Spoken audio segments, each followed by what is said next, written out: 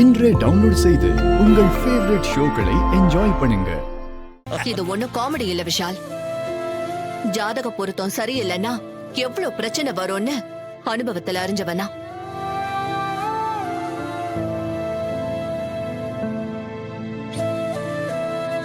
சுபத்ரா சொல்றது சரிதான்.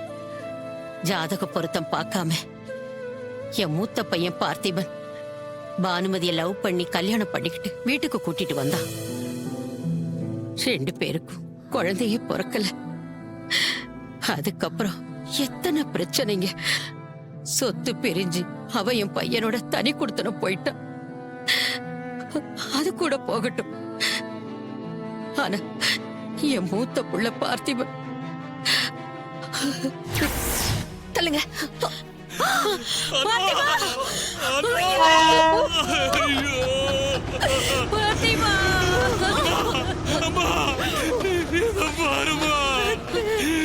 எழுதி வச்சுட்டு போயிட்டாமா.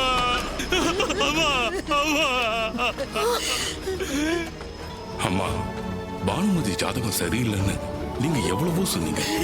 காதலிச்ச காரணத்துக்காக அவ கழுத்துல நான் தாலி கட்டினேன்.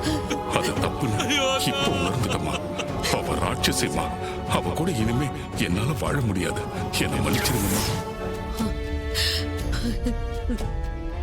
பார்த்திபன் அண்ணன் எனக்கு மாமா முறை. ஆனா நான் அவரை என் அண்ணனாதான் பார்த்தேன்.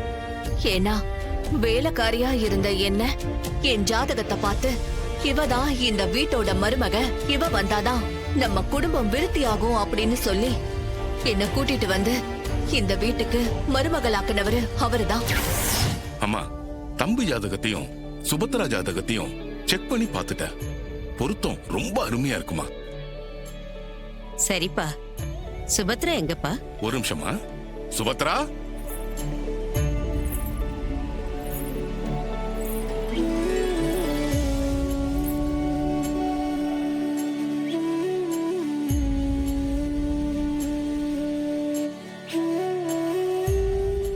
நீதான் இந்த வீட்டுக்கு மருமகளா வரணும். வலது கால் எடுத்து வச்சு உள்ளவாமா.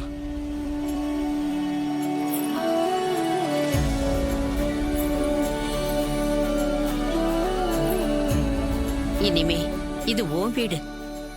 இந்த வீட்டோட நல்லது கெட்டது எல்லாமே உன் கையில தான் இருக்கு. இனி நீதான் இந்த வீட்டு மருமக.